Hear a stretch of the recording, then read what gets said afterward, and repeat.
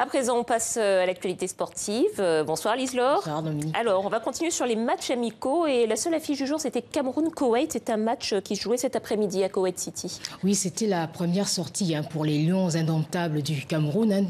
Lions indomptables qui sont entraînés par Alexandre Belinga. Alors, l'équipe enregistrait le retour des anciens, donc Carlos Kameni. A noté également des absences, Eric Choupo-Moting, Jean-Carmel Kalabi, Toko Ekambi. Et à l'entame de match, dans les Gaules, à la place d'Ondoa, on a vu plutôt le gardien d'Amsterdam, Onana, et deux joueurs ont connu leur première sélection, Fabrice Nga et Stéphane Baoken, qui évoluent à Strasbourg. Alors pour le match, les attaquants des Lions indomptables vont s'illustrer dans le premier quart d'heure. 11e minute sur un service de faille venant de la droite. Aboubakar ouvre le score, 1-0. Quelques minutes plus tard, Bassogog aggrave le score sur cette passe décisive d'Aboubakar. Voilà, 55e minute, on retrouve Bassogog à nouveau qui chipe le ballon à la défense koweïtienne et va tout seul inscrire son but.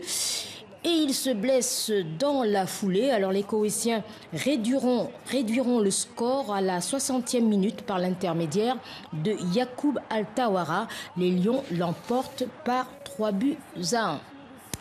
On va rester au Cameroun, Lise-Laure, avec en fin d'après-midi deux grands clubs de la capitale qui s'affrontaient, le Tonnerre de Yaoundé contre le Canon, deux grands clubs mythiques. Oui, deux clubs mythiques qui évoluaient il y a quelques années en première division.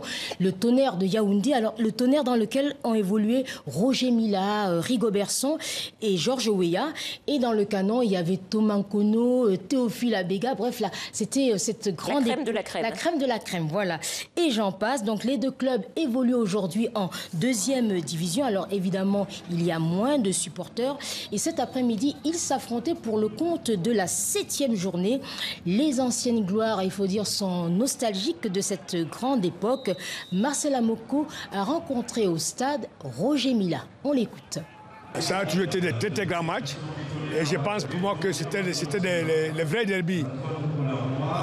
Il n'y avait pas de comparaison même avec les derbys européens. Parce que Canon Tonnerre, on faisait 5 000 spectateurs.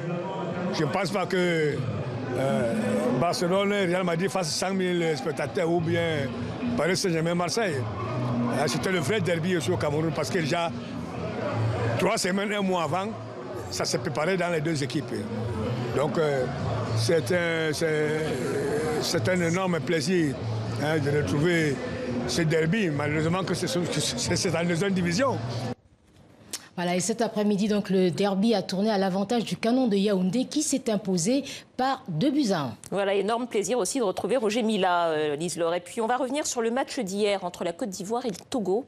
Oui. Un mot peut-être? Un mot, alors les deux équipes s'étaient quittées par un score nul, 2 buts partout.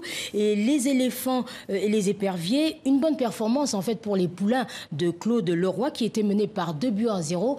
En revanche, du côté des éléphants, c'était un peu la déception. Alors on écoute le capitaine Serge Aurier au micro de Karim Baldé et Louis Descroix. Serge Aurier, qui vous allez l'entendre, nous a fait une petite confidence. On l'écoute. On est un peu déçus parce qu'on aurait mérité mieux au vu du début de match, au vu des débuts qu'on a marqués.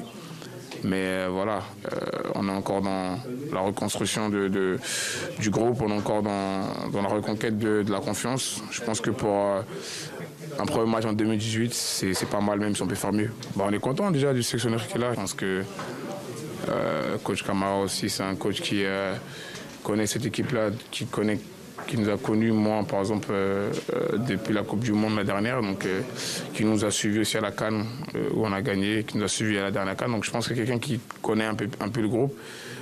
Je ne sais pas comment ça va se passer dans les semaines à venir, mais j'espère vraiment qu'il aura aussi sa chance. Oui, il veut garder son entraîneur, donc on a compris. Bon, les matchs amicaux se poursuivent la semaine prochaine, Lise-Laure. Voilà, alors demain et mardi, les sélections africaines disputeront 15 matchs. Et sur TV5 Monde, je vous rappelle que vous pourrez suivre en intégralité mardi prochain la rencontre opposant le Sénégal à la Bosnie. Eh bien, on suivra. Merci Lise-Laure, à la semaine prochaine.